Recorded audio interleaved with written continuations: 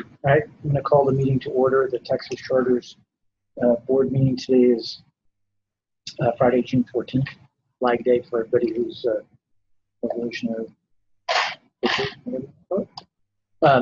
This, by the way, is it's a holiday that's very happily celebrated up in Massachusetts. That's the time is 2:14 in the afternoon. A quorum is present. All board members are present in person.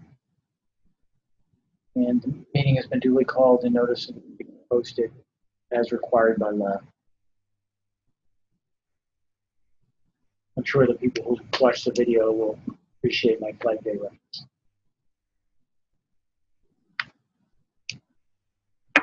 You want to go into closed session? We're going to go into closed session.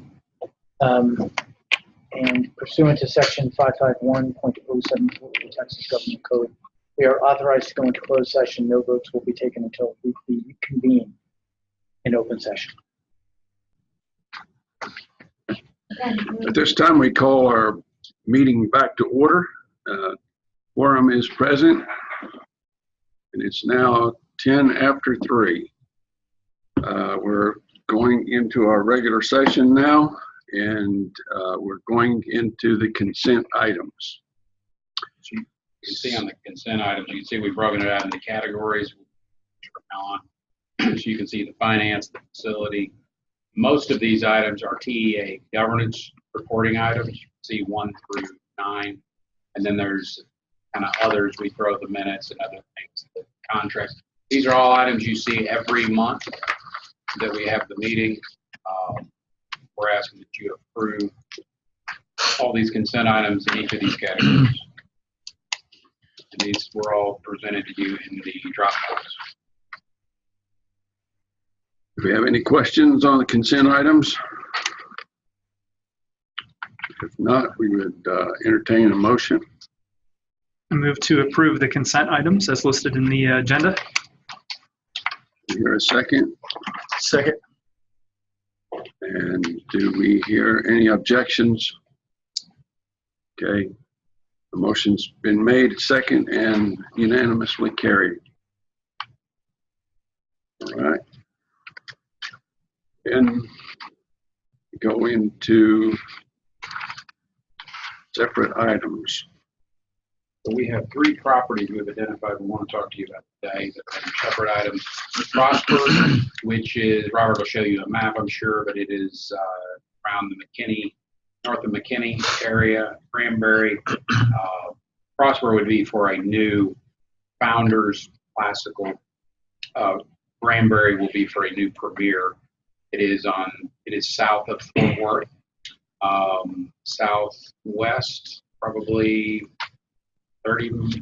Yeah, I think it's actually, about 30 miles south of Fort Worth. Yeah, about 30 miles south. Where we currently have a Premier that is in a church facility that needs the facility for something else. So we need another location, and we have looked all over for facilities we can lease. There is nothing.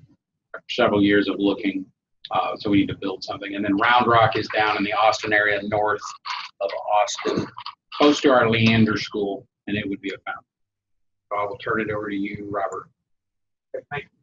Before we move on to those real quick, I just wanted to show you guys just a couple of quick slides on a couple of the schools you guys approved in the past that we always wonder if you approve it, is it actually getting completed? Well, yes, they are getting completed. This is Frisco. This was phase 1. This is the elementary building of Frisco. It opened last fall. We're in the process of completing out phase 2, which is the high school. It'll be completed here in just a couple of months. I wanted just to show you just a couple of pictures of Frisco. So it's moving right along. Let's move on to the next slide. It looks great. Yeah. Well done. Very nice. No, yeah, I really love the way it's actually tile. Looks like wood on the edges of the building. It's actually a tile, but I thought it turned out really well. And this is the gymnasium. And that's actually the gym that's with this location. Yeah, that's this end of the building is the gym. Kind of is there like a gap in that flag where the flag post is? Yes. Yeah. There's a little walkway. at. It turned out And real then well. the high school is over. The high school's To the going to be right kind of behind where the gym is at. The high school's on the other side of the gym, so it'll connect on the back side. And then Flower Mound, last year you guys have heard of us moving into our school that was in Parker Square, 500 Parker Square. It will be moving over into the new location. This location is now complete in Flower Mound. This is phase 1, so this is what you're looking at right now in that picture is the gym, and this is the elementary building here. So this will be open here in August. And we're in the process of starting phase 2, which will be the high school as well. So it turned out real well. I drive by that all the time. Man, it's impressive. That's great. It really Yeah. is. Yeah. Is there any indication of initial demand for the school? It's full. Well, already. Every seat's full this fall. Last I heard, yeah. So, all right, let's go on to founders of shirts. Parker Square had 500 on a wait list. So it's going from the 450 that they currently have, 6-something, Right. before the high school's built. 625. We've got to leave a little space for growth, 20, because the high school will not be done until, well, we think it'll be done by 20. But we've left a little space just in case. All right, so this is Founders Class Academy of Shirts. You know, we purchased a building from another charter about 4 years ago, and then that charter's been growing. This is a Founders Class Academy as well. We added a high school building, a 2-story high school building, which you can see in the top left. We added a 2-story building. This turned out really, really nice on the inside. Really love the colors and everything, the threads and the grays that goes on the inside. So it just kind of gives you a little bit of view. On the bottom right is the front lobby of the second building, and kind of the hallways there, so you kind of see a little bit what it looked like. But it turned out real well too. Very pleased with how that turned out. So, all right, let's move on to the next ones, which were okay. So now we're going to move into the approvals that we need for, and these are projects that are in the strategic plan. So if you guys remember a couple of years back, you guys approved a 6-year plan, and if we have time, we'll talk more about that as the day goes on later in the day. But this, in that 6-year plan, we approved a location in McKinney, and this location that we've identified. Let's go into the next site. This location that we've identified on this map right here. This is actually where the property is located. That road right there, this is actually McKinney over here. This is Prosper over here. Is that correct, Lynn? Yes, it is. It runs right across that trend. So this is actually McKinney, this is Prosper. So it's actually in Prosper proper, but we're asking today for an approval on that piece of land as well. So it's, you know where Prosper is? It's north of Frisco. We had 1,500 applications when we opened up the Frisco location. We had 1,500 applications for about 625 slots. So there's quite a few kids on the waiting list up in this part of town. So we feel like we're going to be able to. This is going to be. We're going to build it just a little bit bigger. We've been building about 900. We're going to build this at 1,100, just a little bit bigger. So we're asking for just a couple of more acres than what we've gotten in the past. So we're going to go just a little bit bigger because we've had such a response, a well response in this area. So I don't know if you pointed this out. this, you guys have a copy of this right here. Yep. This kind of shows you some of the cities that are the 7 fastest growing cities. This article just came out last week. So you can see Frisco's on here, McKinney, Georgetown, which is down near Round Rock, Rowlett, Midland, Round Rock. So these areas where we're asking to build, these are some of the largest, fastest growing areas of Texas where we're asking for approval. So I feel like they'll be pretty easy to fill up. So that's Prosper. Go to the. Let me have Chris mention what the name is in Frisco. For Frisco right now, the returning students And the new applications, we have over 2,100 students applying for spot. So they're full. There's only 3 sections of kindergarten that are open, right? If you had, the schools range from 18 to 25 to 20. You had 25 in kindergarten, 75 slots. We have, And we have right now, 2,200 applications for right all these now for grades. kindergarten alone, I've got here on the most recent report of 4 applications.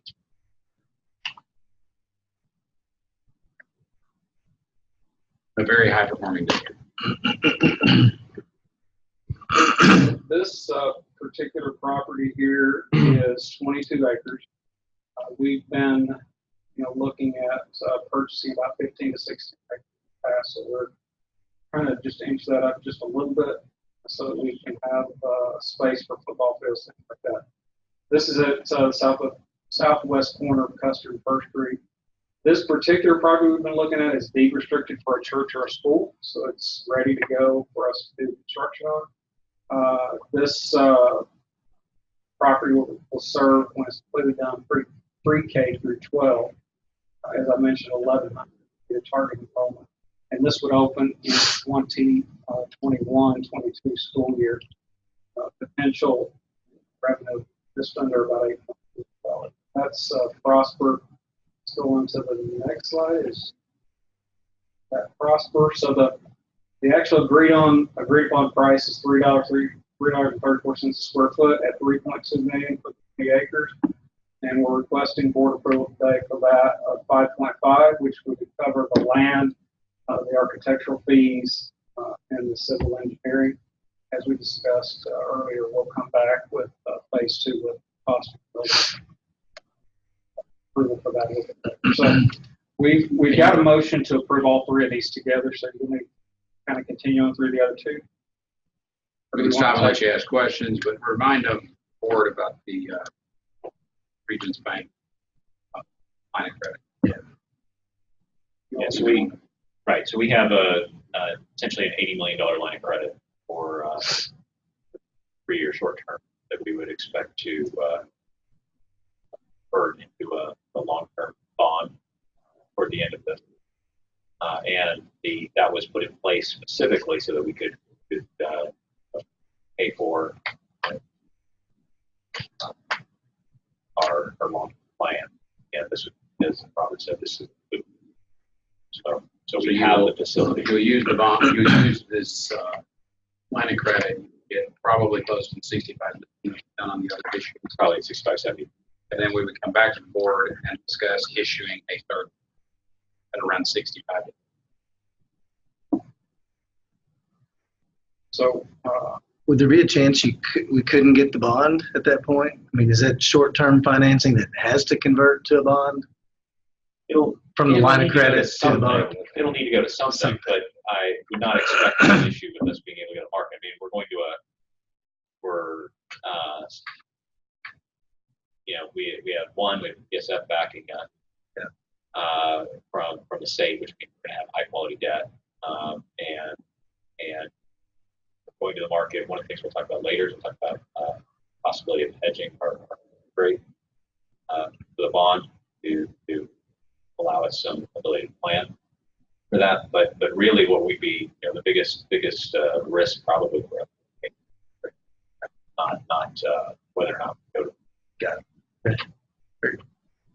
So if you remember, just a reminder, last time on a couple of these projects, we received the bond funds up front and then started the construction. So you're actually having to pay for those bond funds up front.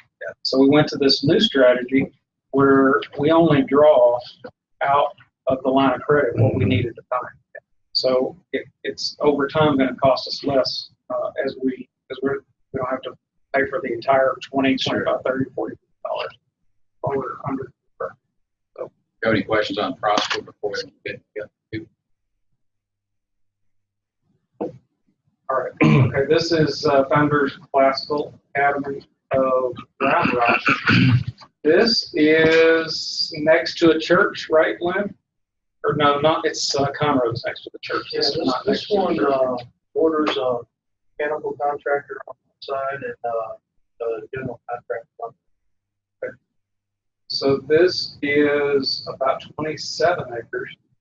And we're coming back on this just because we actually had the board approve the land purchase at the last meeting, I believe, last March.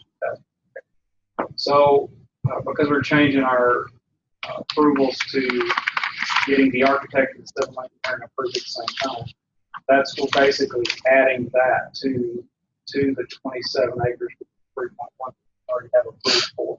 So today we're actually asking for the 3 million, which includes the architect, civil engineering fees. So we've already talked about this once before in the previous meeting. So, all right, any questions on Round Rock? Round Rock, as we said, that's one of the highest growing cities in the state as well. So, and Round Rock, if you know, that's north of Austin, suburb of Austin, North Austin.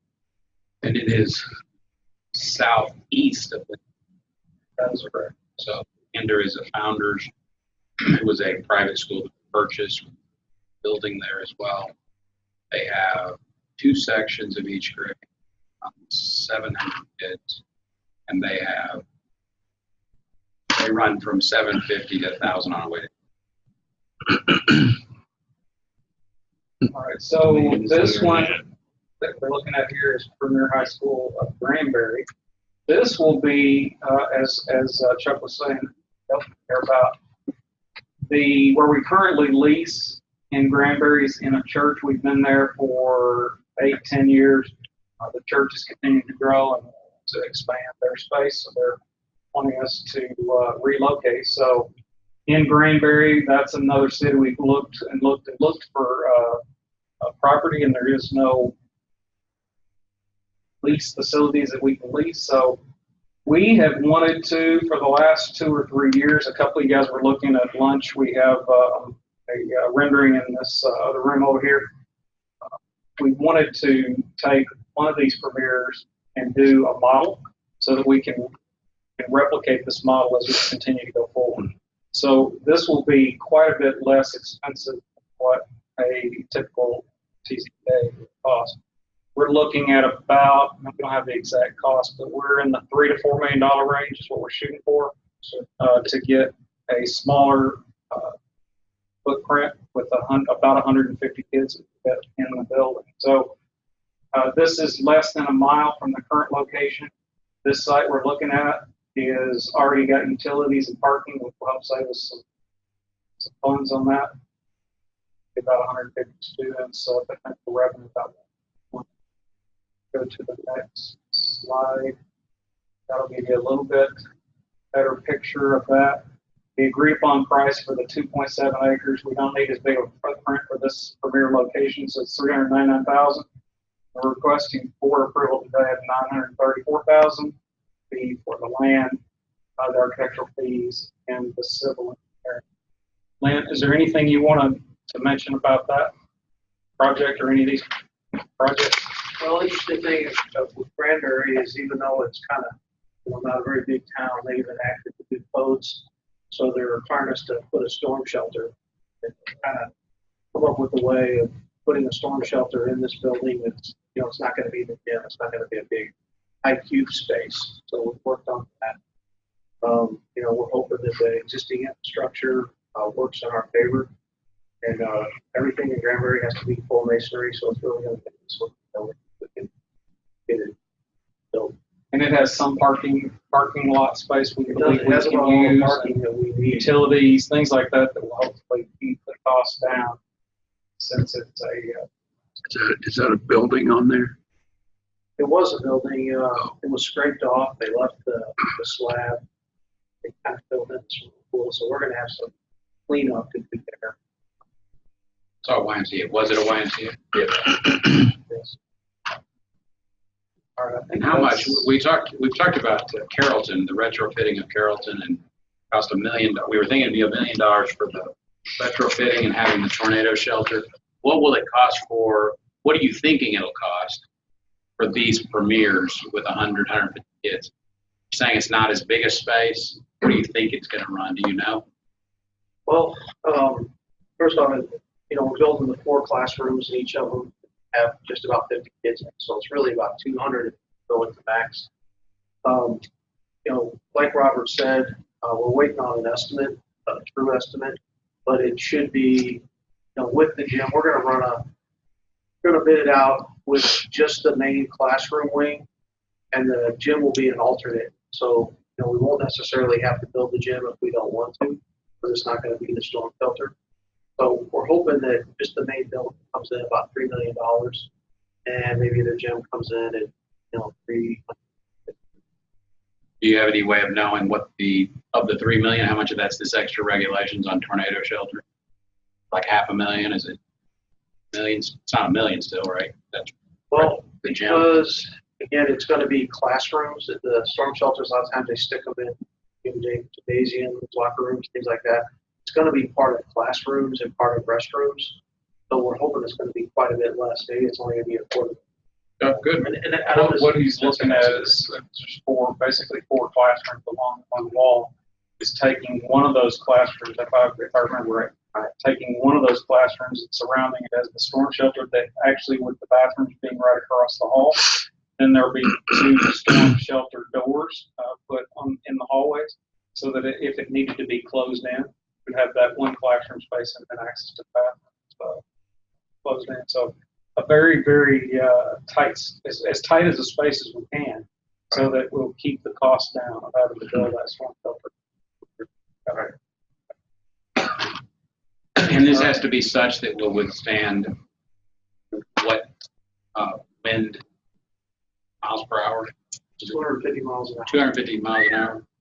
So it'll be designed to where the rest of the building will shear off and just leave that storm shelter there. So there'll be double walls, and in the worst case, the building would blow away, and the storm shelter, which is going to be built on concrete deck, masonry walls, reinforced, it should just stay there, and the rest of the building should go away.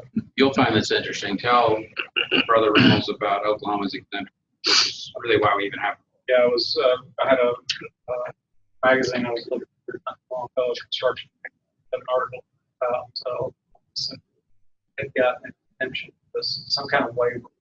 They've gotten a waiver to build, but the new high schools they're building don't have storm shelters. So the law exists because how they did that, I do not know. The law exists because of the damage to schools in Oklahoma in the last several years. Yeah, now there's so frustrating. Wow. So that's Granbury. So those are the 3 projects that we're requesting for. Okay. Do we hear any questions? Thanks for the report on the buildings that have already been built. That's actually pretty cool to see them. I love the fact that they're not just functional, they're actually really built. Well done.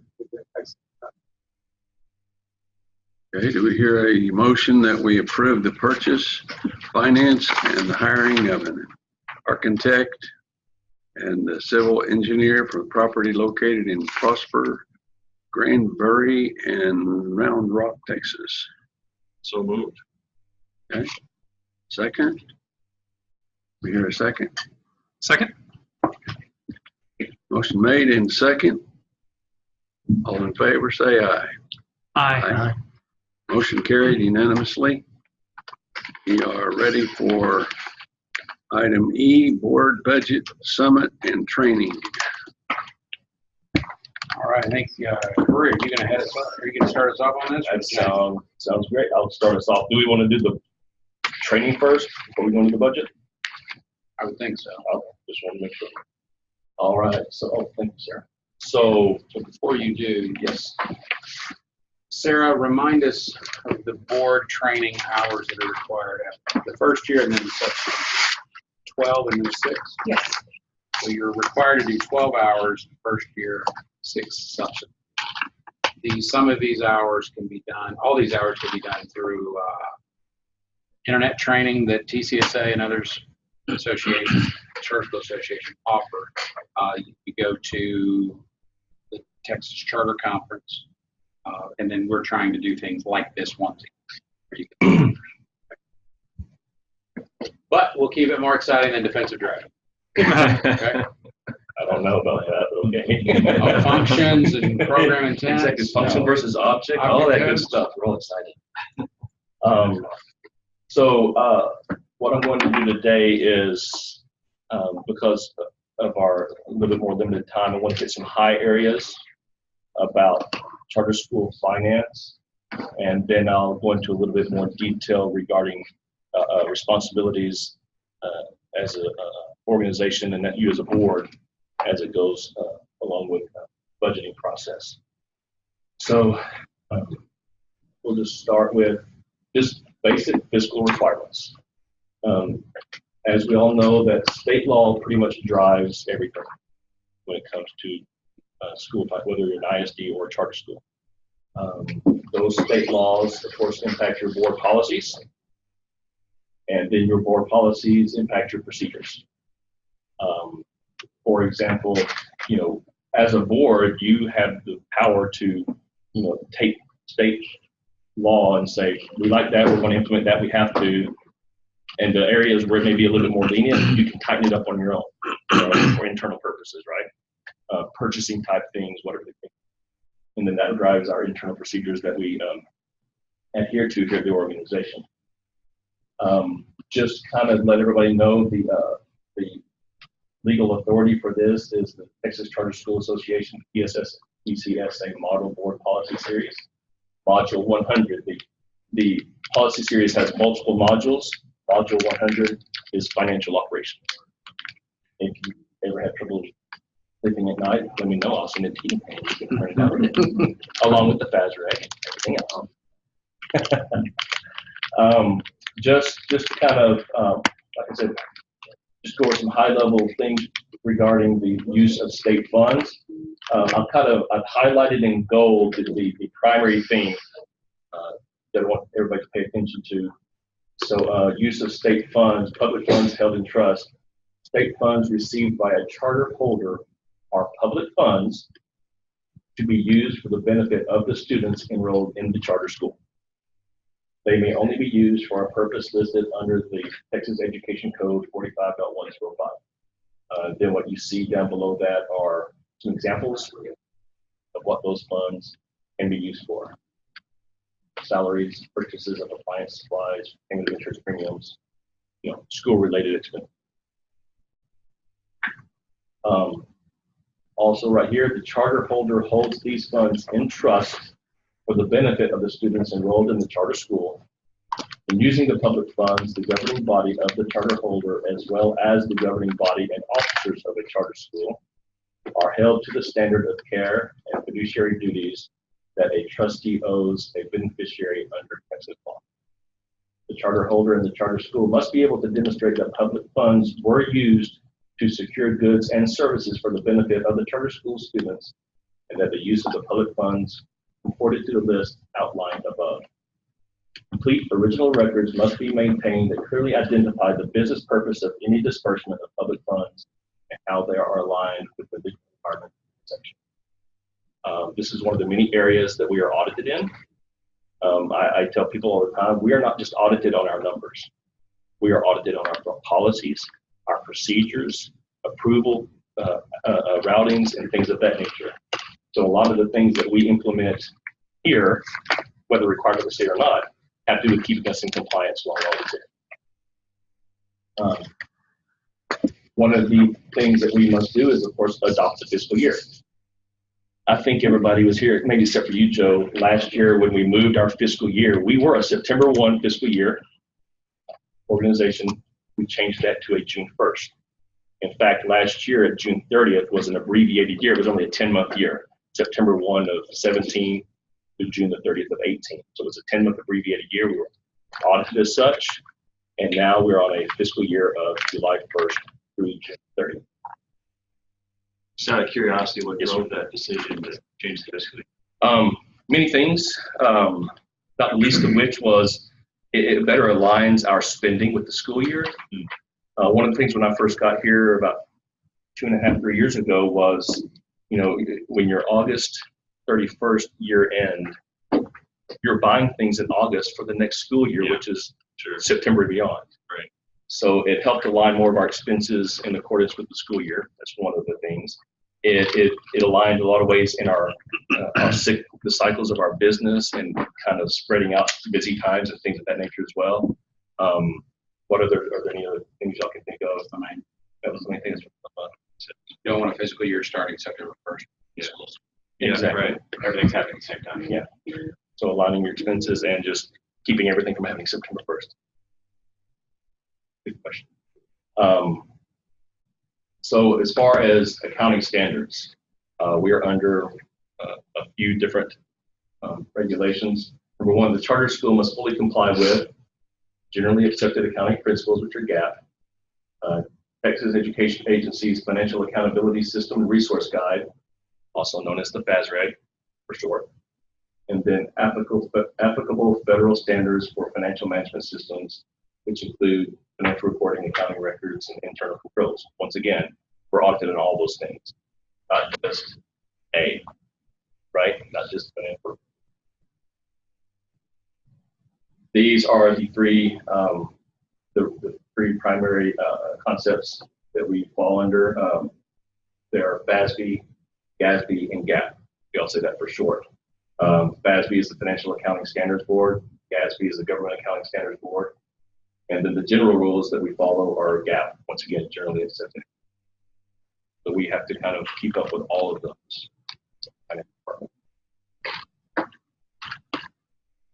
Just a small slide here, just showing a little bit of difference between us and ISD.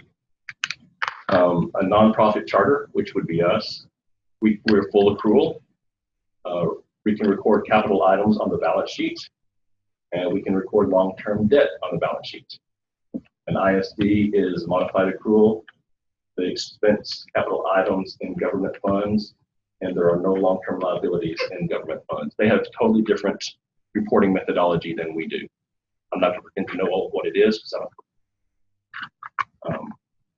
But those are just a few of the examples how we do differ financially from record keeping from a traditional ISD. We have some governance around the investment of state funds. The following provisions apply to charter holders unless alternative requirements have been submitted by the charter holder to the State Board of Education, have received approval from the SBOE, and the Commissioner of Education has amended the charter contract to adopt the approved procedure. So basically, to be in compliance, state funds invested shall be maintained in a discrete charter investment account, separate and distinct from the operating account for the charter school, and separate and distinct from any investment accounts related to non-charter activity. Also, investments will be made in accordance with any applicable provision or covenant contained in a debt instrument, bond indenture, or similar agreement. Investment of state or federal grants is not authorized unless their investment is expressly authorized under the terms of the grant. And then you have your depository contracts have to do with your bank accounts. State funds received by a charter school must be deposited into a bank with which the charter holder has entered into a depository contract in which deposits are insured by the FDIC. Depository bank is, it lists the different things to define what a depository bank is. The bank, savings or loan association, or a savings bank organized under the laws of Texas, another state, or federal law that has its main or branch office in. Deposits exceeding the FDIC insured amounts need not be collateralized for the institution to constitute a bank for purposes of the same. And then filing requirements, the charter holder must file a copy of the depository contract with the Texas Education Agency, TEA, division responsible for school financial audits, no later than November 1st of each year.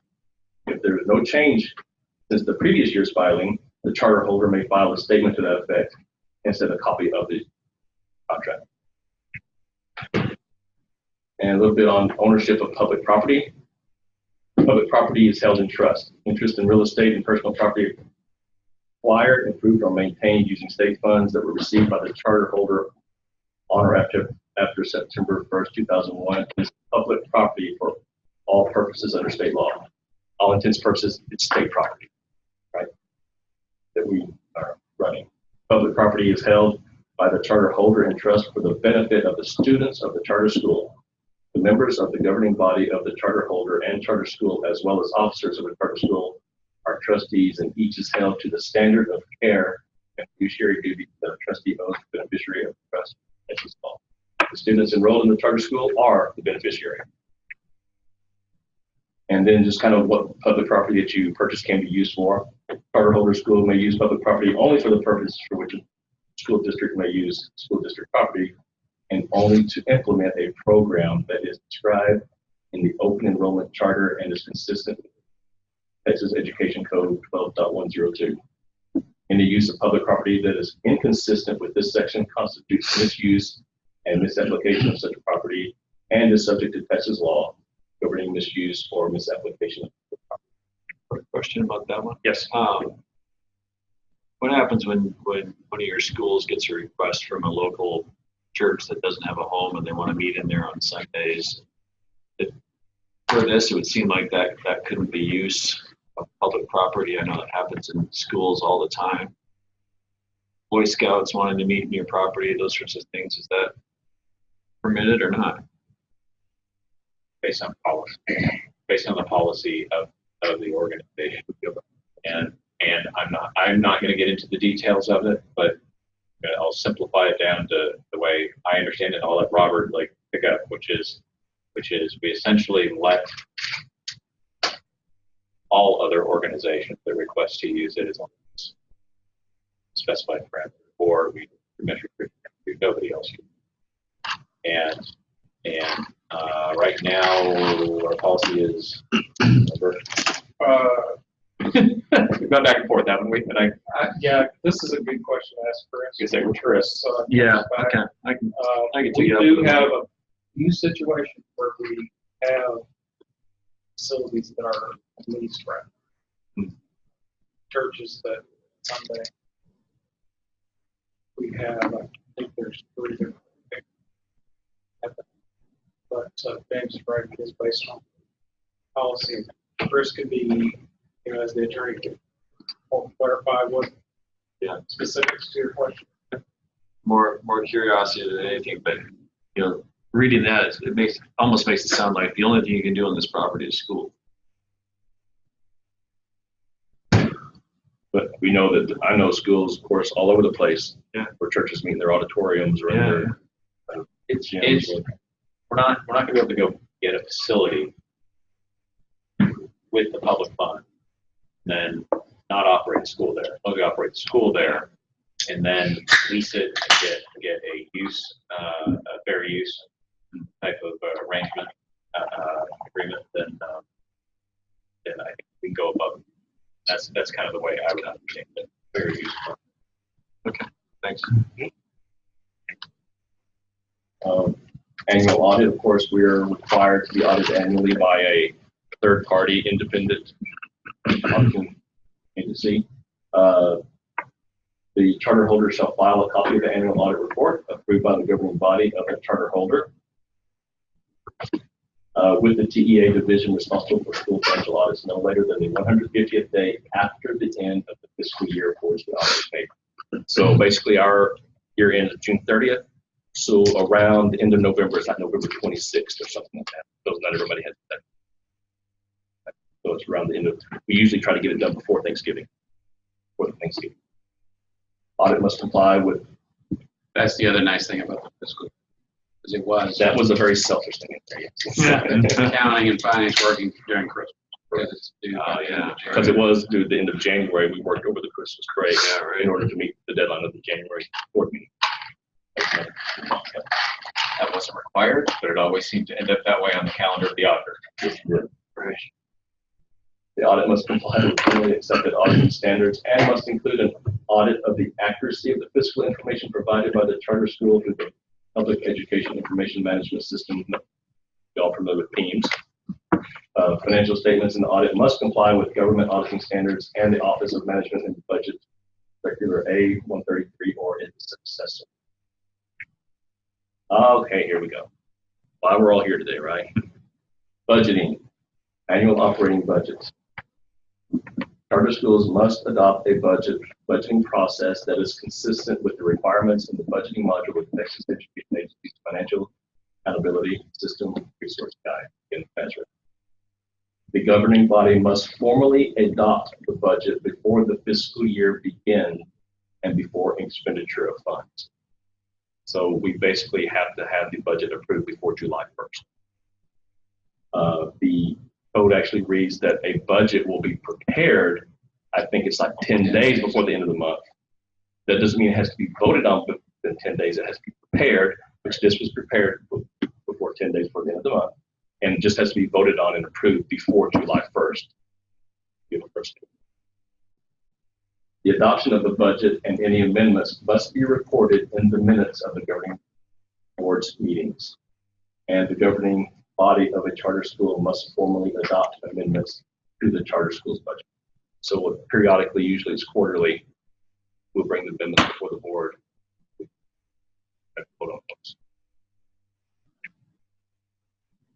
Importance of budgets.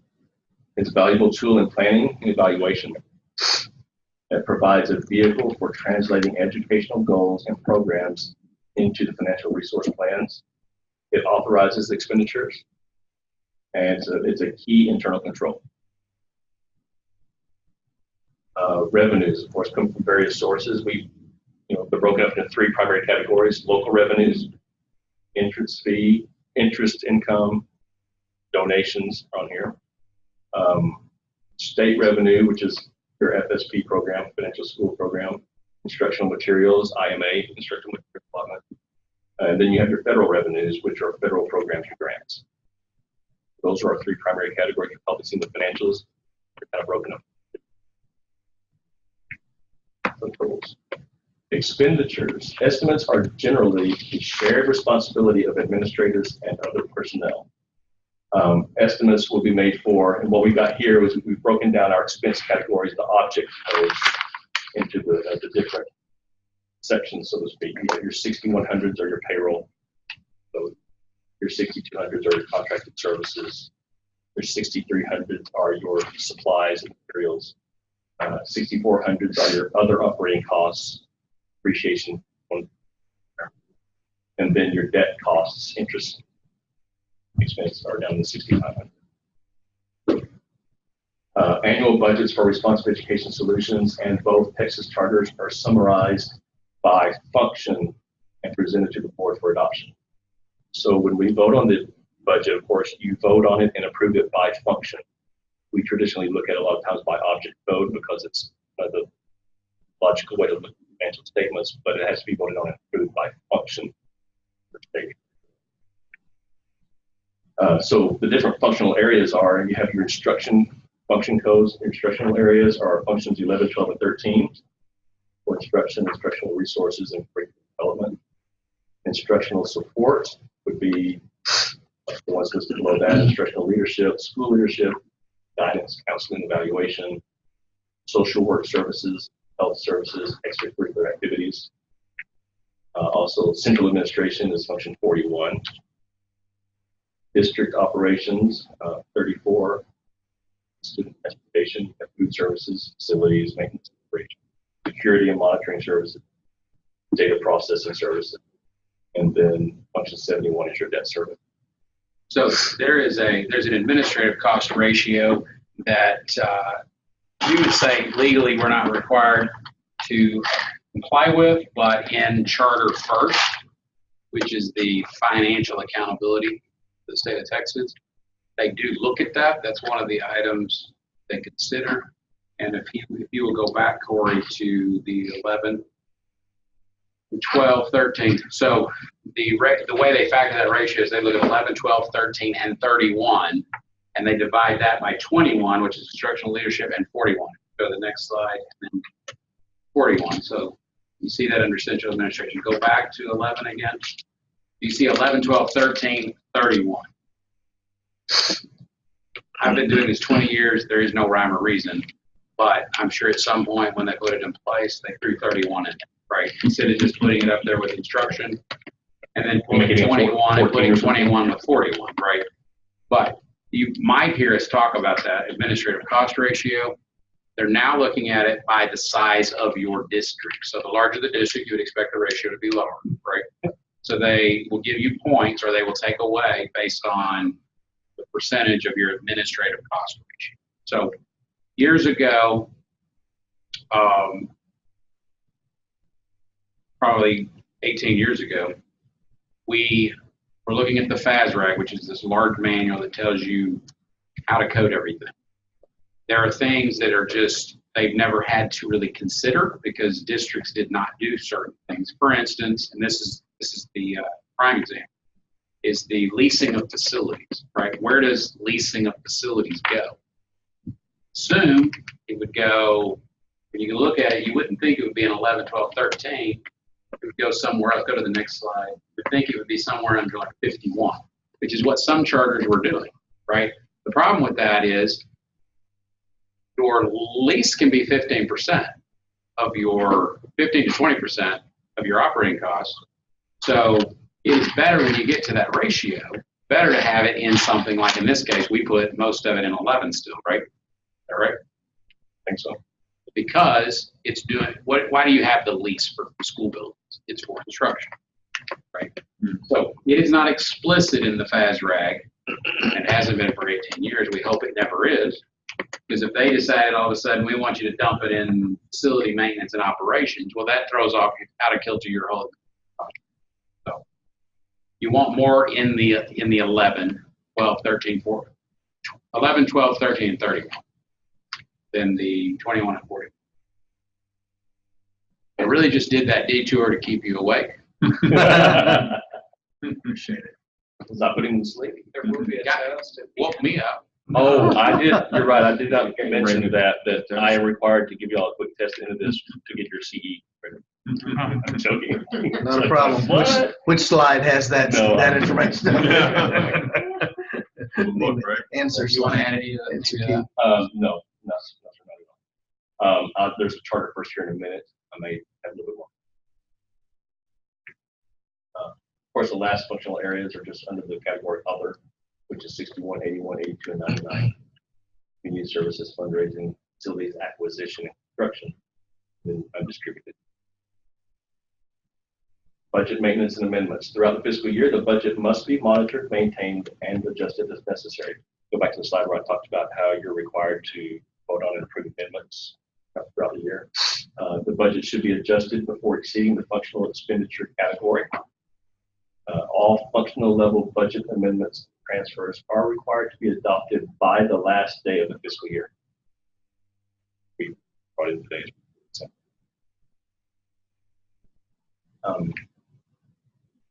financial accountability. Here's the first reading. The state's financial accountability rating system, known as Financial Integrity Rating System of Texas, that's where FIRST comes from. It has 3 indicators: critical, solvency, and financial competency. Those are 3 different areas in which you're rated. We have, since I've been here, we have been either in the 90s or 100. If you're over 90, you're basically, it's an A paper. We have been that way since the last, I guess, 3 years or 2 years since I've been here. I'm not saying I had anything to do with that, it's just my memory. So it's been.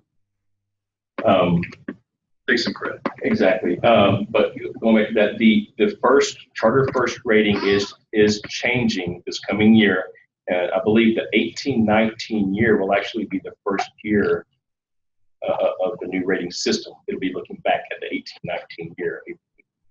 It's not in quote effect yet. The year it goes into effect, it's look back as They're setting our targets right now for last year.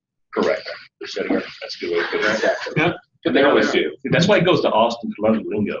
He knows the lingo. There are additional calculations. We have a template that thank you, Robert. A template that some of our resources, people we know, have put together that we are going to use to kind of go ahead and do our preliminary calculations on where we think we will be. And I think we'll probably be using that as we project budgets going forward and things of that nature as well. So we can kind of monitor on our own where we are based on the new calculation. I think it went from like 16 to 21 or something like that, different areas in which they look at calculations. Some of them are just yes or no, pass fails. Some of them, they're actually mathematical calculations like the ratio that Chuck will go. Other than that, I just wanted to let you know, if you want to take a picture, write these down.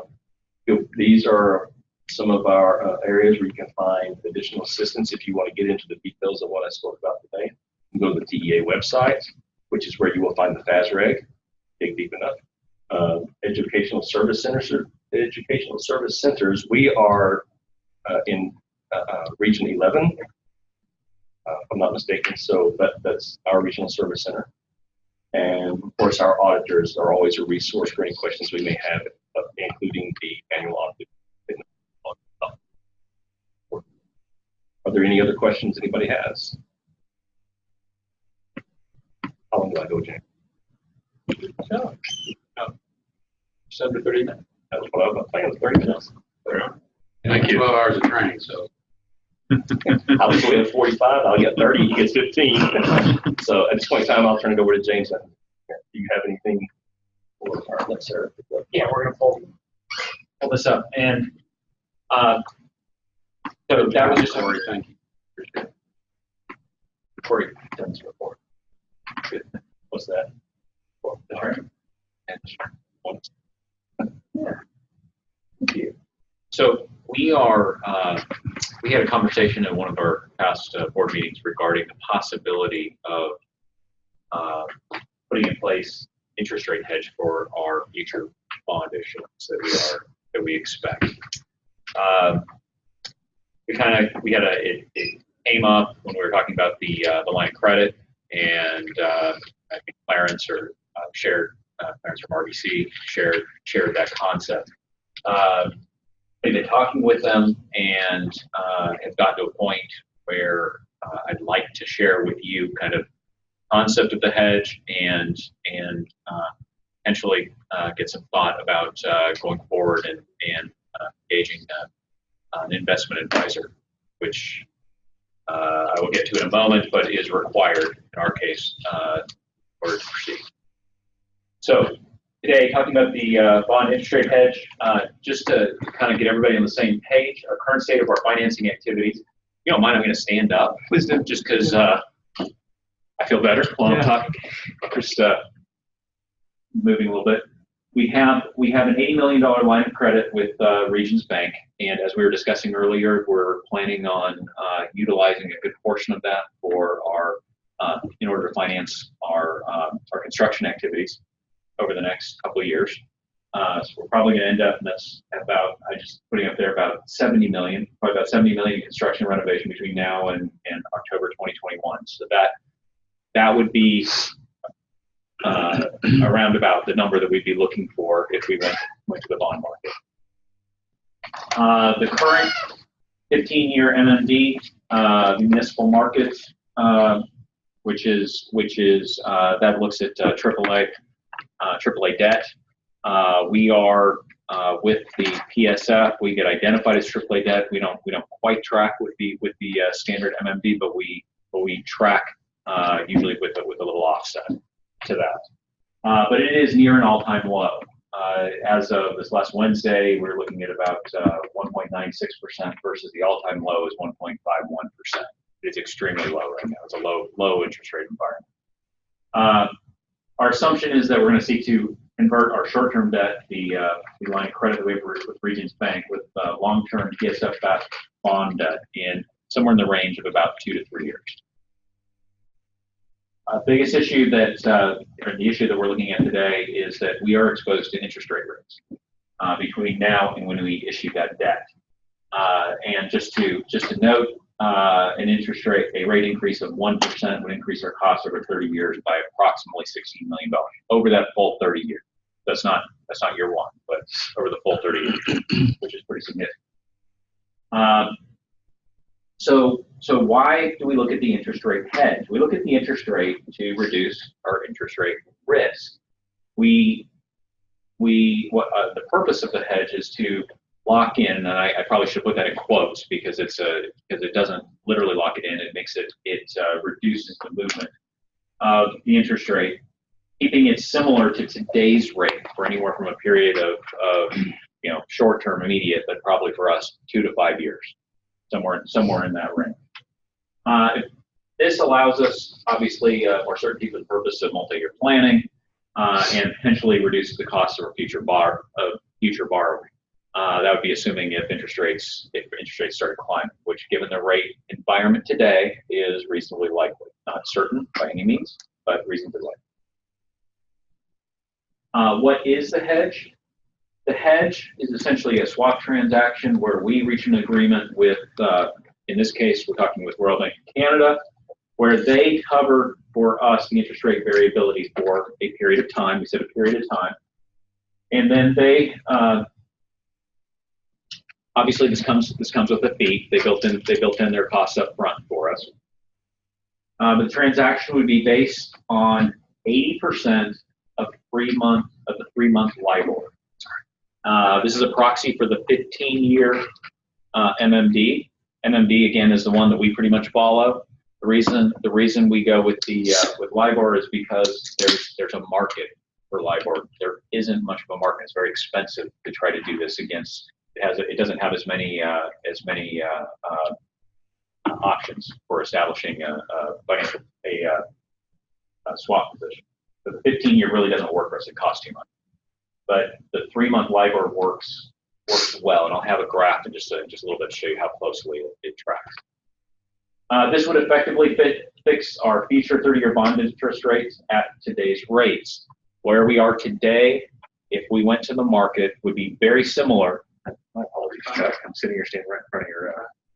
Would be very close to where our second issuance was, which ended up at about a 3.1% 30-year rate. So if we locked it in today, we'd be very close to that. The one fee that we would have to take upon ourselves in order to start moving forward is the investment advisor fee, which costs us about $25,000. That was required by the state for us to enter into this type of transaction.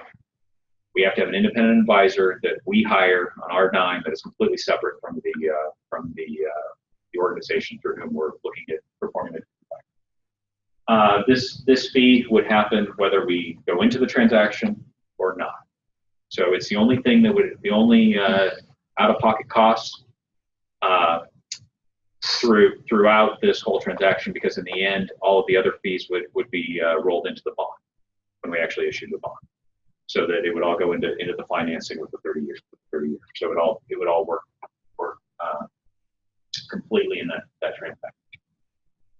So will that investment advisor, will they advise us on the optimal rate, which way to go, or is it just this is suitable or this makes sense for what you're thinking of?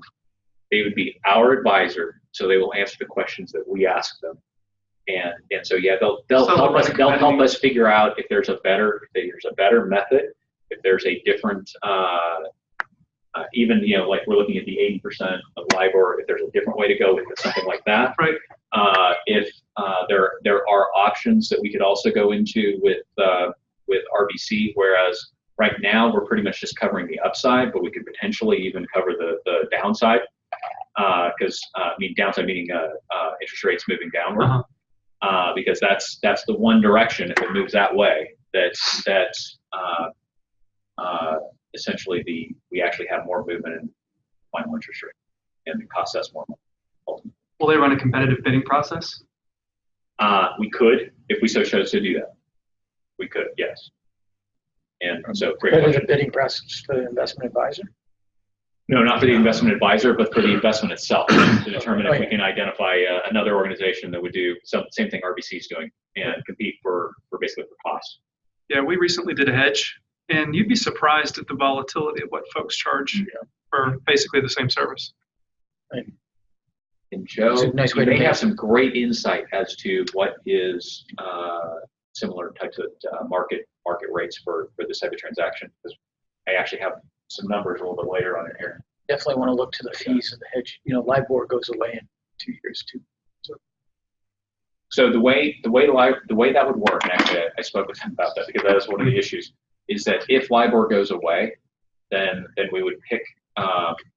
We would go to another index. There is another index that's proposed to replace LIBOR already, and what would happen is that we would still, while we would then start tracking that index from that point on, the cost of the transaction from our perspective would remain the same.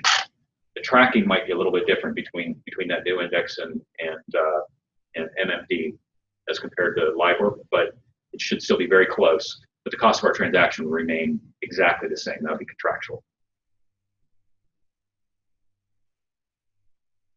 All right, so this is the 15-year MMD against 80% of LIBOR, showing the rate history. The part that I really do want to take a look at is when we had our financial crisis here. You can see the two of them diverge. One aspect that I want to bring to your attention is that as long as they're moving closely together, then the hedge ends up being a very good hedge. It's when the spread between the MMD and LIBOR starts to increase or decrease that it changes our benefit, or it changes our the efficiency of our hedge. If this happened, do we have to go issue the bond? Do we have to close out the transaction early? Can we continue the transaction on? Yes, we can. We can do all of those things. We can both essentially renew our hedge and extend it. We can not issue the bond. We can issue the bond and not close out our hedge and just continue to maintain our hedge for future to close it out in the future as long as there's more time on it. We have the hedge is while tied to the bond from the perspective that the size and the structure of it is defined to help us take care of our interest rate. The two are not inherently tied together. We don't have to close one out at exactly the same time we close out. We would generally want to, but we don't. But it's not a requirement. So if something like that happened, we probably would not close the hedge. Or whether we issued the bond or didn't issue the bond, we probably would not close our hedge at this point. We would most likely maintain it for a longer period or renew it for a longer period until everything came closer back to point.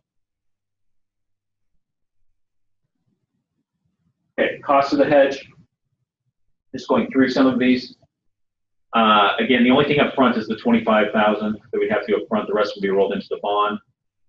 Looking at a 2-year, this is RBC's transaction cost. So great question, but it would essentially be 21 basis points at about $100,000 per basis point, and then 27 basis points. If we do a 2-year, hedge. If we do a 3-year hedge, it ends up being about 27 basis points, again at about $100,000. So this ends up being the cost that would be rolled into our bond. Given that, again, a 1% move in interest rates, about a $16 million change in 30-year cost. The change in cost here is significantly less than that, but it's not insignificant. There is a real cost. The bond counsel costs up to $200,000. It just depends on how many documents they have to go through. That's Tom, right? That's Tom, exactly. And then the swap advisor, $25,000 up front, and then another potentially $75,000. That's negotiable, but the approximately $75,000 if we actually go through the transaction. So who is that? Who's that going to be? Do you know? If you don't know right now, I have 2 names that I got from RBC, and I'm going to talk with Tom as well to see some folks that he's aware of, and then anybody else who has. Seems a little high. I think it is high. That's why I want to talk about it first. Compared to what we saw a few months ago. Good work if you can get it. Great work. Yes. Okay, so this is an example transaction. I'm in your board folder. They're just added today. There is a presentation that was put together by RBC. It has this in there, so you can take a look at it if you wish at your leisure. There is some good information in there. I was trying to distill the parts that I thought were most important. But I wanted to specifically show some numbers, which would have to do with, you look at it, this first table up top is as if we went to the market without a hedge. The second table on the right is if we actually have the hedge. If you look at this, based on today's rates, it's as though nothing changed, except that time passed, and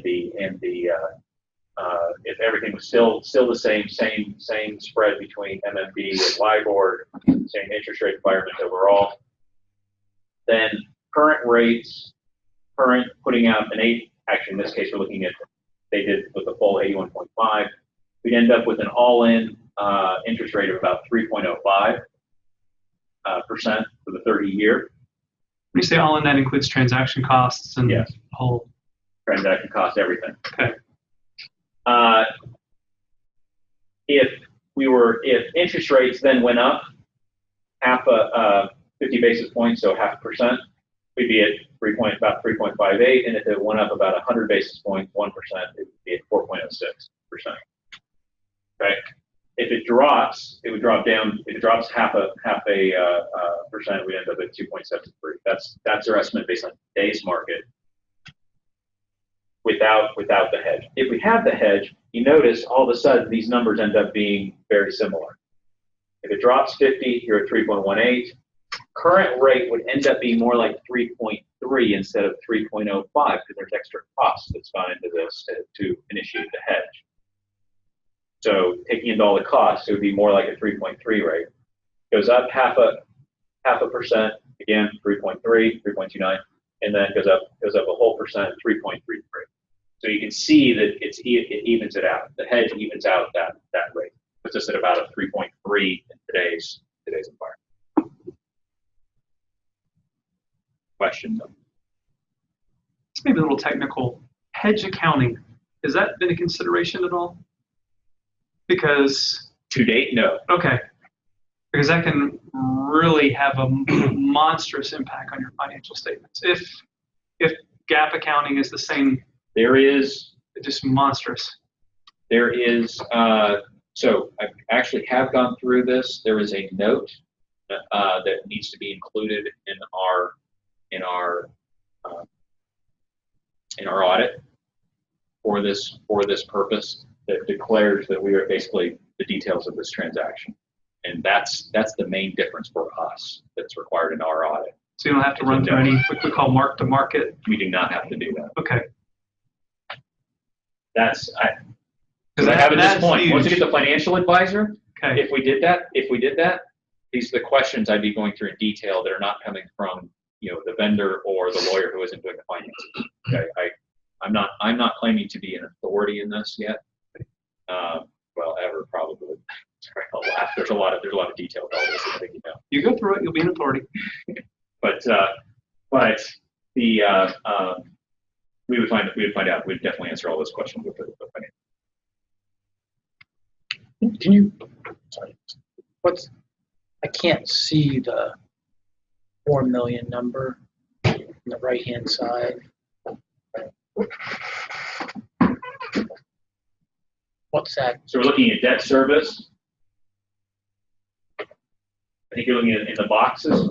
Yeah. Looking at debt service. So without the hedge, it goes from almost 4 million flat annually debt service to 4.7 million annually in debt service.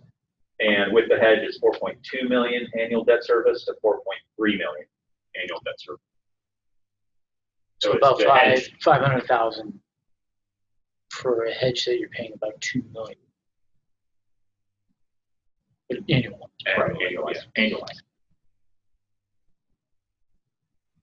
So I was just trying to make sure just to illustrate the benefit of the 2 million versus the cost of it. Does it pays for itself? 4 years, basically? Well, it depends on how Interest much interest rates move. But that's with an expectation that interest rates go up, right? Yeah. Yes. So, the benefit is more if interest rates go up. Yes, correct. Which we know, or we're reasonably certain interest rates are going to go down in the short term, but have no idea in the long term. That's right. So the only thing that I say that I mentioned earlier is that we are near, not at, but near historic lows. Yeah, the market's still better. The 10-year, I think, is down at 2 or less than 2 years. Yeah. So it's built into the market already. So your point on interest rates, I mean, the banks don't give us a good deal out of the goodness of their heart. That doesn't work that way. We lock in the market's expectation of future interest rates, and there's a premium to do so. So it's not as if, let's rock it in now because our expectation is better than the market. I mean, if we knew better than the market, none of us would be here probably. They just said that. Sure. Exactly right. Not going to disagree. Yeah, the benefit, at the end of the day, the benefit that I most see is that we can have a very good idea of where we're going, like without wondering, without thinking. So factors impacting the cost of the transaction at the end, change in spread between MMD and LIBOR. If they diverge, there is an impact, or if they grow close together, there'd be an impact to us. The time period that we select until hedge settlement, how long we allow to take on the hedge before initiating bond transactions. So whether we are pushing it out, maintaining a hedge for 2 years potentially, or 3 years, or 4 years, or 5 years, each of those create a little bit of an increase in cost the longer we attempt to have the hedge in place. And then if we delay the bond issuance beyond the hedge settlement date, for the most part, we can roll it over, but there are some extra transaction costs associated with that. I wanted to just mention this because since we're not actually going with an index that tracks directly with us, and we're doing a proxy for that, which is LIBOR, what happens if LIBOR minus MMD? So usually LIBOR is 80% of LIBOR is above MMD, and so if LIBOR minus MMD increases, which means that LIBOR, usually that means LIBOR is going up faster than MMD is going up, so it creates a greater distance between the two. The value of the hedge ends up being worth more, and that's actually our benefit. It goes to our benefit at the end of the day.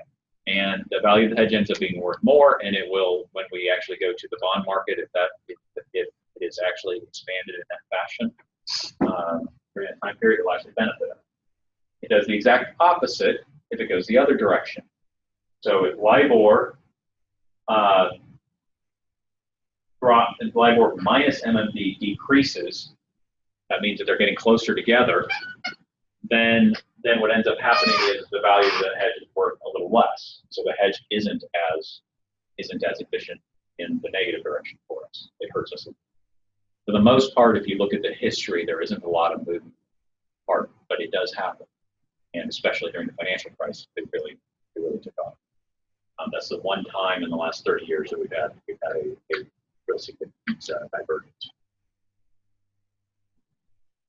Some issuers who have utilized the hedge, thought this would be interesting. KIP DC specifically, Katy, and then in Texas, Katy ISD, Denton ISD, Mesquite, Pasadena, LC Logical Seminary, Rockwall, A.W. Brown, Steve Houston, Harris County. All of those have utilized the hedge for the same type of transaction that we're doing right now. Okay. That's the summary of what we're looking at. At some point, I'd like to look at the possibility of potentially engaging an investment advisor to look into this in more detail. Again, assumption is to be about $25,000. So that's kind of one of the things we're discussing. Question? If I may add some advice, You may certainly. This is why you're here, please. Okay. Because we've just gone through this. If it were me, I would consider a hedge if that change in interest rate that you mentioned would be material to the operations of the business. to go like an extra point or two in interest. If that would really change how we did our business, I would consider it. If it does not, I would be hesitant to enter into a hedge, simply because it adds complexity to your business. If you ever need to unwind it, it's not inexpensive. And once again, it's not as if you're getting a good deal. It's the market expectation is the market expectation for a reason. I would only do that if, once again, a few percentage points really would be a material impact to how we went. It would be a thought. I appreciate that.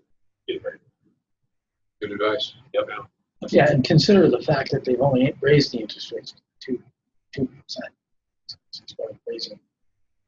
And so the likelihood of significant interest rate increases between now and 4 years. It's not. Especially with the economy turning in the right direction. In the fact that we're talking about maybe lowering it a half percentage point in the first shot. Yep. I agree with you. Thank you. Thanks, James. But can I just also point out, though, I do strongly advise an advisor, the potential of hiring somebody that walks you through that as well. I don't necessarily think that's a bad thing. I just wouldn't pay $25,000.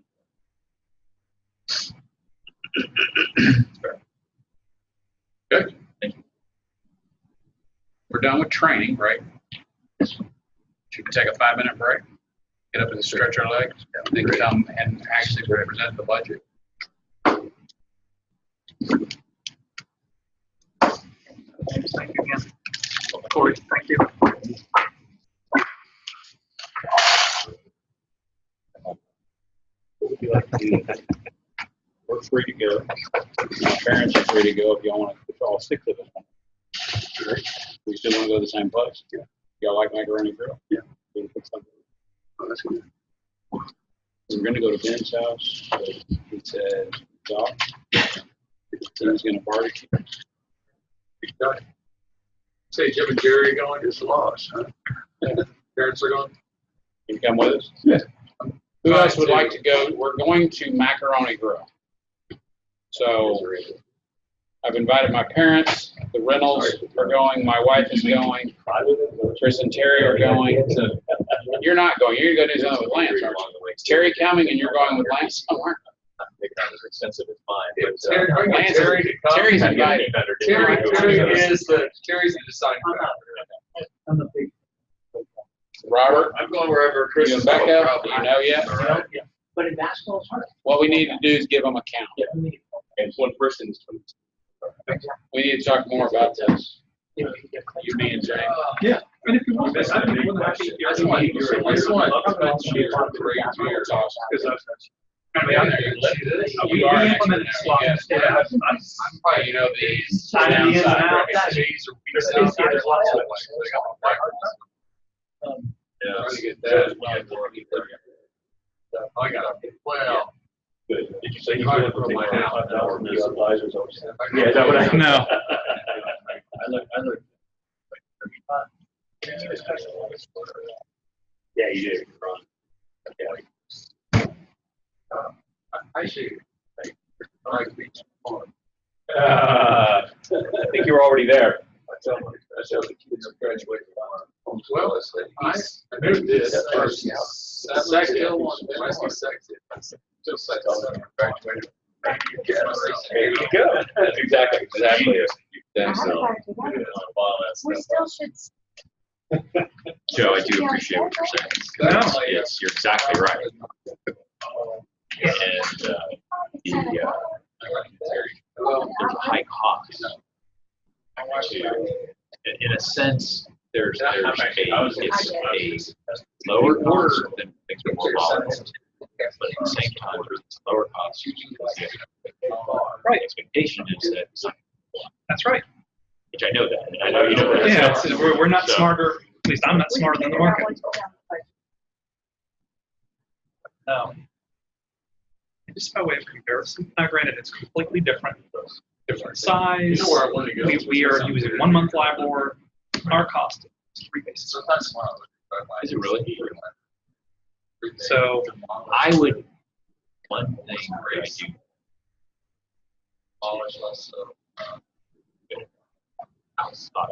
Yeah. Because the cost, one of the big reasons. I don't know which part they own now. But some of them are. Okay. Yeah, no. So I still go to my credit card. There's a part in Marvin. Those two guys around. I don't know what's in there. Apartments have gone. Okay, that's far. If you would like to. What happens? Right. All right. So it's like, I just said to me, this is just, there's just Yeah. somebody changed it, somebody there around the presentation on that. So it tells me that there's. I'm telling everyone around 7. Yeah. A couple, 3 basis points. That's not chump change. That's real money. You have reservations for 10 people right now, right? At this point, there's the Right. negotiation. Yes. But you can change it again. When this board meeting ends, make sure I or you ask and get a count, and then we call and tell them. And then we need to try to find a time. I'm saying around 7. I think they're for 7:15. It's fine. It'll work out. Right.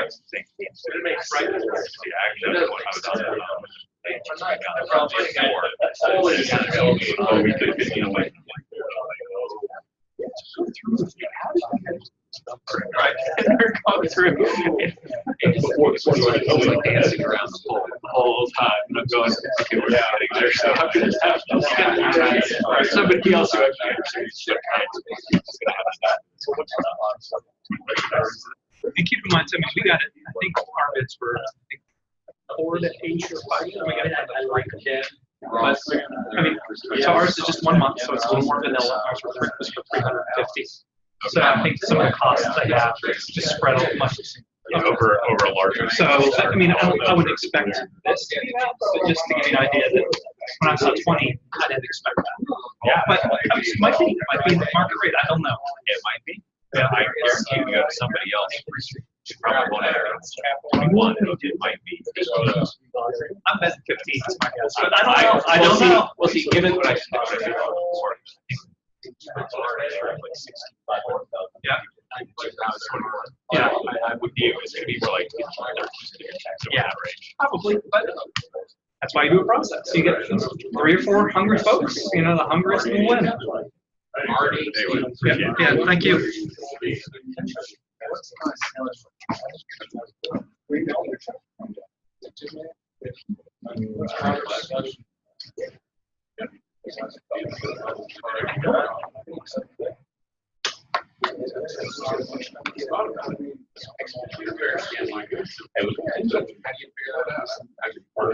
Right here.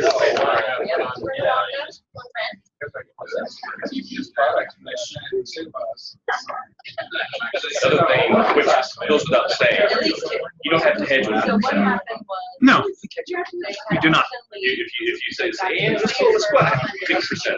Yeah. That way you can mitigate it. But going 50%, 100% does not mitigate complexity. It's still just as complex. Right. And your benefit or what your exposure is different. And I bet you it causes, well, havoc is the wrong word, but it's not immaterial to your accounting folks. Right. Oh, yeah. There's, You will have to, it will be a chunk of somebody's time. yeah. They keep track of it. Absolutely. I used to do it for a company I used to work for. We were in the agriculture. We had an agricultural part to our business, farming, and we would hedge. We would put in calls and crop prices, prices of different crops, and all kinds of. You're always doing these different hedges. Yep. And I had every month we'd get statements that showed each month. We recorded the values every month. Yeah. It was, I had experience with that. Go ahead. So, It's peanuts, and soybeans, and cotton, whatever. And Corn. just, and once again, I don't, depending on how your accounting works, if it is true gap, there's going to have to be a test done to figure out if it's an effective hedge or not. And if it, With this, it would be gap. Pretty much full gap. And you got to be really careful because if it's not an effect, like for us, for example, in a few months it's been an $8 million swing. Wow. So you have to mark the market. Well, that if it was not an effective hedge, that has to go straight to your income statement. You recognize that. And I don't know when that happens. That has a ripple effect, and you got to answer for that. And Yep. it's not fun. I might enjoy it more if I was. But Yeah. I mean, if it's material to your business, if interest rates go up a few percentage points, that will hurt the way you operate your business. Anyway, I'm not going to repeat what I said. But Yeah, and is it going to go up 2 points for the next 3 years? Mike, I mean, it's good. it's not going to tomorrow.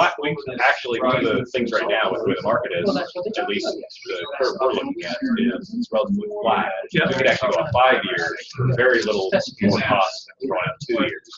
Yep. Which then you could potentially cover 2 bond offerings for the same, not close out the hedge of the first bond offering, Right. and have it available for a second bond offering. Correct. Push it out from the second round. Right. I could easily see us having 2 bond offerings for the next 5 years. You know, well, and when we go through these notes, and I get to the line of credit, or just one of the note blurbs, you're going to notice a couple of properties that Robert just asked for money are not on there. That's just, I mean, Fifth generation. not the immediate future. Right. I mean, our property, our community plan for the next 5 years, 5 or 10 years ago. Right now, but you also know that things drop things off. Right, but like on our list, we have Woodlands and Keller on it. In the initial 80 million. Well, if those fall off in the immediate future and get replaced by Prosper. Well, Prosper is actually mechanical, they're mechanical. They have. I think that's what he said. Yeah, but it wasn't part of the initial 80 million.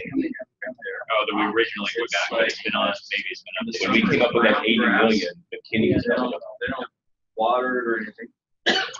It was Woodlands And sand green. and Fort Worth. Keller. If we continue down the path, we would continue. I would expect it to resemble almost a Oh, yeah. what they're doing about 7 and 7. It may not be these properties, but those are First tee shot. You're like. Yeah, honestly, if I didn't get there here, this, but looking at today's market, but if we were doing it, I would look to extend it out. I would look to extend it out 5 years. It's like that's the one. And plan on. You go down there, you're down there for a while. 2 bond issues, your first one probably be. Yeah. Up there. The second one that I'm more worried about, which was 5 years. And that, could it go up 2%? I'll show it to you sometime on Google. Good. Is it right too possible? Right. But it's also very possible it's back on 0 if we have a recession because it could be quite a bit of sign. I mean, because in 5 years, we'll be past 2020 election. 2 years would be, but 5 years could really be. At some point in time, though, I've been on the road all week. I just don't know when that's gonna happen. That's right. You don't know and I don't know, right? When that happens, we're going to have to print money. Which causes inflation to go up. So you're right to go like that. Don't know when. You're right. Our kids will know. Our kids will probably know, yeah, our kids will know. No, we're going to know. It's just a question of when. Yeah. We may be buffering. So I was talking to my boss.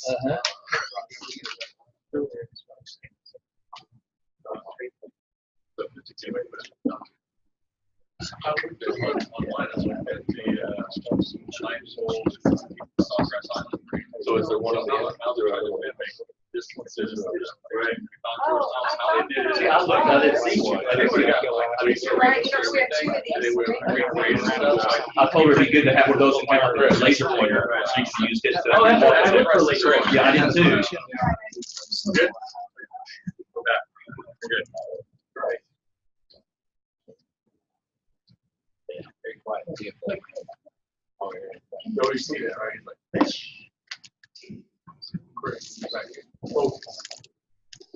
Somebody said, "I'd be very quiet." Get the chairman. Notices. Solving the world's problems over here. What are we doing? Oh, and we still have business, by the way. Remember. So what we did is we went back into open session, Yes. but we have not voted on. We wanted to wait for you to Yes, so we talk need to about go into closed session. session again for that, For consultation with the attorney. for the consultation. So we're going into closed. So if you don't mind, I'm going to go into closed session, and if you got to leave for a minute. You don't want to vote on the board budget first? We can do that. Let's do that. You want So, to finish this? yeah, let's finish this and then go into closed session. Okay. So we're going to consider approving the 2019-2020 budget. Is there any more discussion that needs to take place on the budget? Hopefully all of you had a chance to look at the numbers. You have a book in front of you that has a little bit, some notes at the very front of it. The numbers that you got are all behind the notes, but the very first part of this book, that which is behind the tab overview, to the left of the overview, are just some highlight notes to go along with the numbers. If you want to take a few minutes, we can go through those if you like. We're going to do one thing, and then y'all can ask us if you want to do anything else. We're going to focus on parts that matter the most to all of us, executive team and the board, the employee impact, and then we can talk about anything else you want to. You can see on there's no page numbers, but it's the second page under the overview tab. I'm going to let Chris describe this. If you're okay with that, Chris? We've been working together. On the teachers? On the teachers part, right? So what we're trying to do is we're always in a situation we're trying to figure out how are we going to be able to invest as much as we can into the teachers. We've tried things in the past. We're trying to balance out. The traditional system is typically based on tenure, years of service. So if you're in a position of teaching for a certain amount of years, you get a certain pay. You're really not taking into account how efficient, how good they are at teaching, the kind of results they're getting. And so then there's another school of thought where you're saying we're going to pay on the results. If you're going to teach for 1 year or 20 years, shouldn't matter what's the result you're going to get. The fact of the matter is we're trying to recruit teachers. They're used to a system of getting paid based on this step system of years of service. So how do we recognize that, get the best teachers we get, provide as much as we can to our teachers, and also incorporate that idea of you're going to have an incentive based on the performance of the students, so we get the results as well. So what we have here, what we're recommending this year, you'll see it under the compensation program for teachers, and it's a combination of that. We're trying to figure out how to be competitive in the market, treat them right, but also have the program. So what you see here is we're going to look at years of service. How we do that is described further on.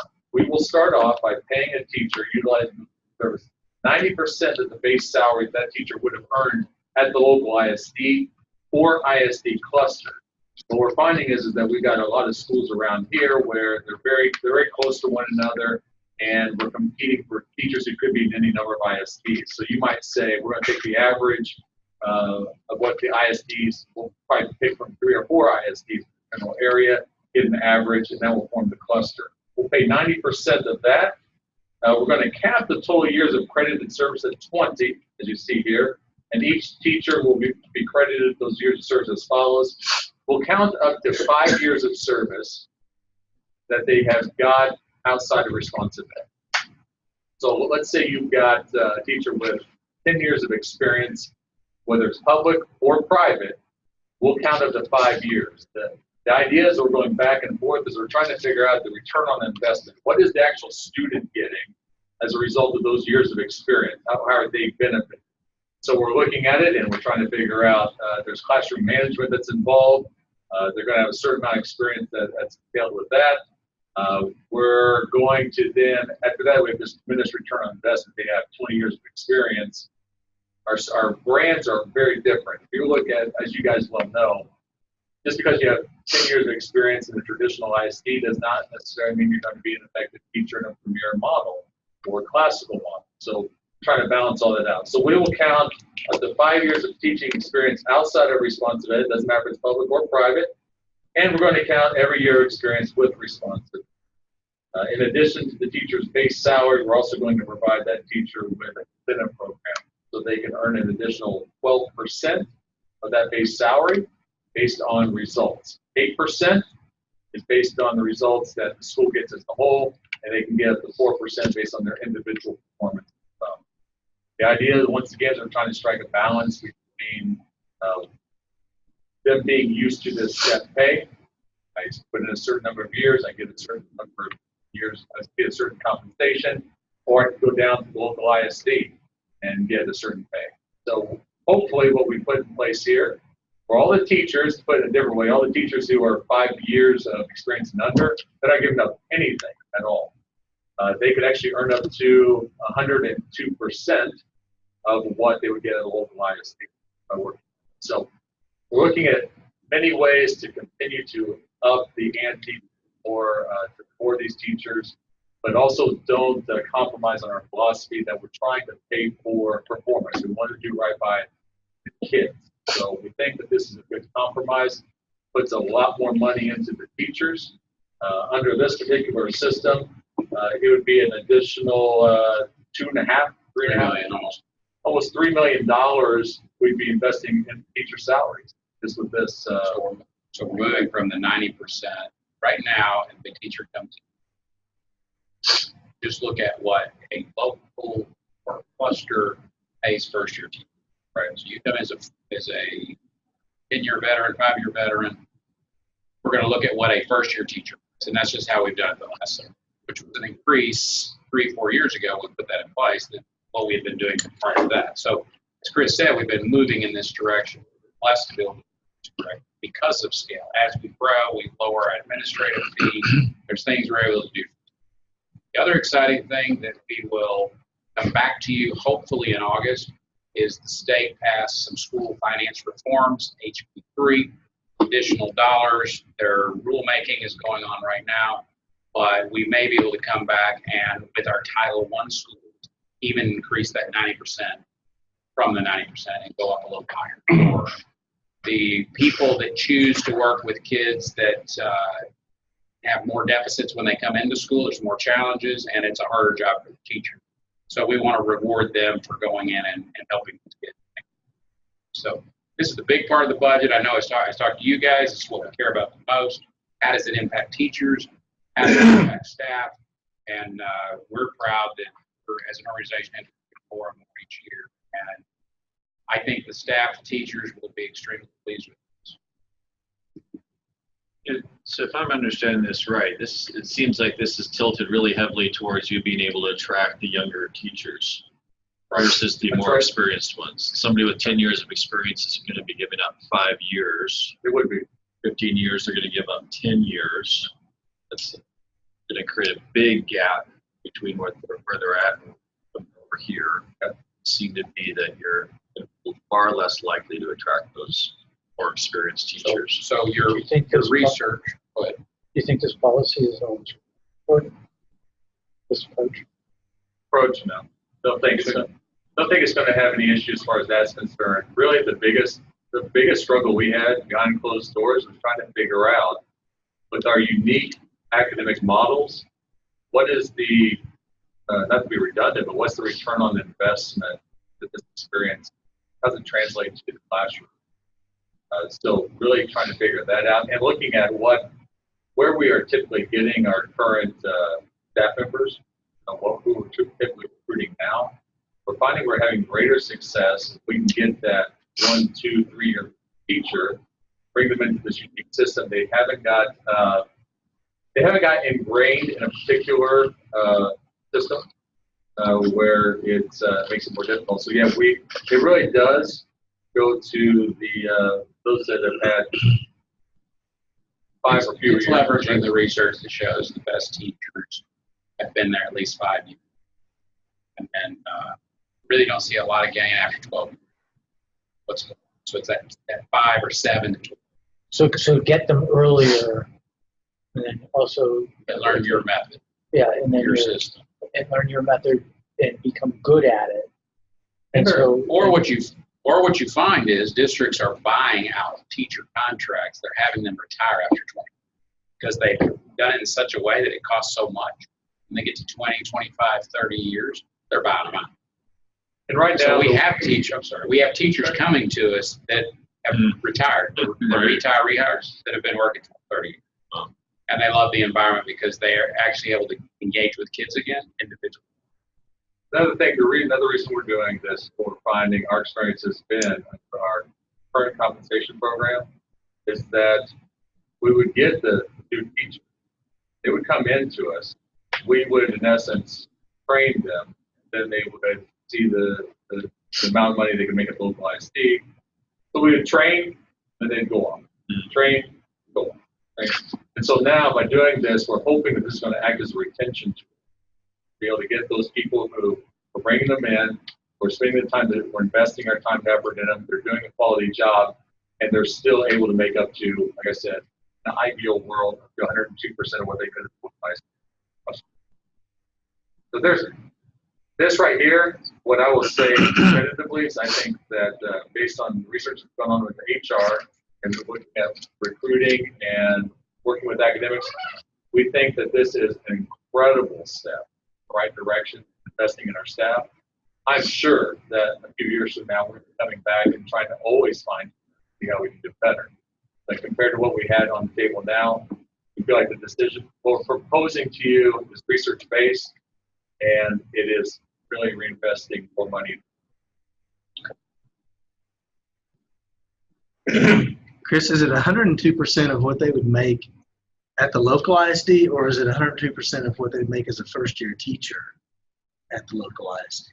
It'd be either, if we're talking about someone who's got 5 years or fewer, then it is going to be up to 102% of what they can make in the local ISD at that same level. Okay. Yeah. So if you've got 5 years of experience, then it's 102% of what you make as a 5-year teacher in the local ISD.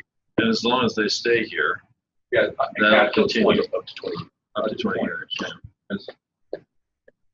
Good question. Do we know what our teacher turnover is, and how does that compare to the local ISD roughly? That seems to be comparable. We've got comparable to, we perform better than other large TMOs like ourselves, like KIPP Academy. Yes. We do a lot better. KIPP Academy pays more, expect more, longer hours, longer school years. They cut a month off your summer. They have you answering cell phones up until 10 o'clock at night. So their turnover rate some places is 30%. Right. The ISDs, I'd say, we're higher because we get less from the state, so we pay less. You have those numbers, like an example of like Louisville ISD. No, I don't have an example for a local ISD, but we also have it. There's by model, because they have different motivations for attendance. Like we have a different motivation for people coming into the classical model. Sometimes we have that's where we see a lot of these retirees. They're saying different motivations. They might not even be considering ISD. So the turnover rates are different by model as well. So the nice thing is with these changes and these increasing what we're putting in payroll, we can try to watch and see if that come down, and do we have a better retention? That's great. Talk a little bit about corporate. What's going on there? Is there a similar investment in corporate? Right now with corporate, we have been, so we're working with trying to get a compensation strategy in place for corporate. It has taken a back seat to what we're trying to do with the staff. So whenever we're facing these issues on compensation, first and foremost, we try to figure out what is the best thing to do for teachers out on the field. Then after we get that resolved, we turn our attention toward corporate. The general discussion we can have on that is the fact that we're still trying to figure out how do we adequately account for the fact we are this nonprofit and ISD educational hybrid. There's a lot of positions in corporate that you can find an analog for in a local ISD. There are a lot of positions where you do not have that same analog. So try to find out how to properly compensate someone, the market that they're comparing you to, local ISD compared to the market being another nonprofit. That's what we're trying to balance and figure it out. What we're trying to do right now is first and foremost, present employees with clarity. Here is the system by which we are going to do our compensation so that they know what they're getting into, the whys, the rationale, that the rationale behind it is mission driven, and then go from there. But we're working on that. We don't have a plan in place. We have concepts we've been discussing for, months. But it has taken, it's been on the back burner so that we can work on. Retention is definitely higher for campus directors, campus secretaries, and than it is for teachers. A lot of that's because teachers, it's just easy to know, here's what the district head does. And it's not for most of these other. Campus director, they're going to look at it and realize most of the time, I have a school of 300, not a school of 50. So I'm going to be paid different. Right? And then corporate, we have a better retention. I mean, we're looking at it like Chris said. 2 years ago, I would have said, prior to Chris getting more involved in this, what I was hearing from HR was we were very competitive. Everything. So we're now analyzing that more to make sure that's accurate. Part of it seems accurate because retention, but we're looking at it, making sure. And it goes back to what Chris is saying, is finding the right positions to compare to. Yeah, I mentioned a lot of positions in corporate, your competition is much broader even than education. It's general office, general administration, accounting, right? Go anywhere. That's it. You can only determine if you're competitive. You can actually figure out what's the market you're comparing to. Yeah, your employees figure it out sooner than you do. Right. But that's it. Yeah. Okay, Yeah. we're running significantly behind the schedule. We voting for the budget, or is more information needed? Quick highlight on the recap. You can see the growth. You want to run that, just focus on the growth on the revenue side, kind of for a recap. And that goes back to these numbers here on new schools and So what you didn't get was the notes to talk about the growth a little bit. So basically, new schools, we have 2 new TCPA schools, about 346 ADA. And our virtual, we have 1 new campus virtual Epic. Along, we have about 600 ADA.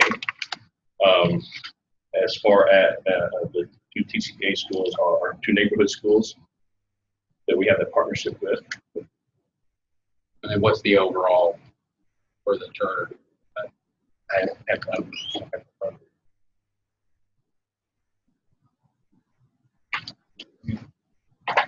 You have new schools between both charters. You have the 946 ADA, and then you have the existing campuses. See growth that was built into the budget for the ones listed. Flower Mound, Carrollton being remodeled, significant growth there. Corinth, being able to take over that space, growing into it. The Frisco High School being opened, as well as Tyler. Those being the big numbers, and then you see virtual on the second page. What the increase in ADA is. So we're going from, I don't have last year's number, but it was around 17,000, and now you're seeing 21,000. It's going up about 3,000. That's the number I think. It's going up about 3,000. And the revenue on average depends on the weights for a student, if they're special ed, if they're comp ed, but the base weight is $7,000 a kid. So $21 million just on base funding increase on the revenue side. Now, it's looking like there'll be a 3, maybe even up to 4% increase from the school financial reform, which is why we're going to come back to you in August, and these numbers are going to be changing significantly up to $9 million in, right, across the So a big recap is that piece of increasing revenue and being over the 200 million mark this year for our budget. Seems like it was 170 last year, about 170. And of course, some corresponding expenses to cover that, but it's not enough to where it's truly cutting into a surplus. We're happy with the surplus being about 5% at 10 million overall, 10 point, almost 11 million, 5.4%.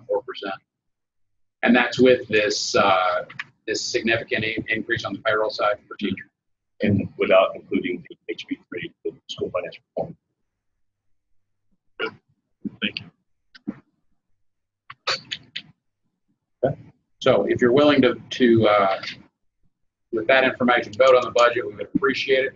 It's required before July 1st, and we will be coming back to you in August or at the latest September with a pretty significant amendment based on this school finance change. Okay. All right. Do I hear a motion to approve the 2019-2020 budget as presented? Motion to approve the budget as presented. Second? Second. Second by Marvin. Okay. Anyone object? No objections. The 2019-2020 budget for responsible charters is approved. Unanimous.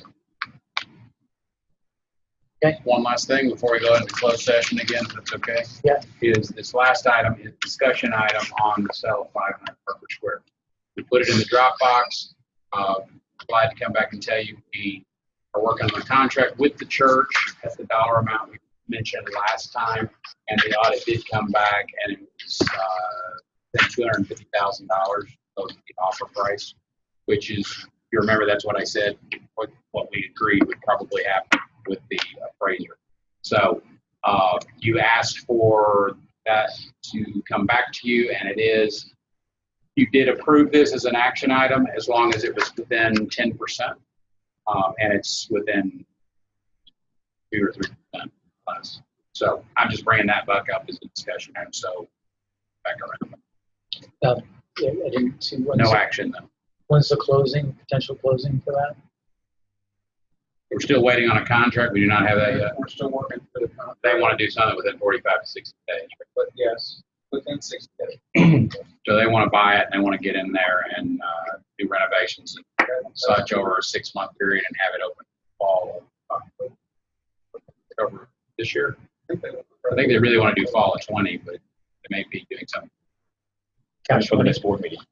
Yeah, cash money. They will have financing. Finance. Any questions on that? Great. All right, we're going to go back into Yeah, closed we're going to session. go into closed session. Make sure we get the code right. Okay, we were in closed session for a moment under section 551 spot 071 of the Texas Government Code to discuss the employment contract of the superintendent's contract. And now we're ready to make a motion to approve the employment contract of CEO or Superintendent Chuck Cook and his employment with ResponsiveEd subsidiary Blue Learning. Do I hear a second? A second. Marvin? Anyone opposed?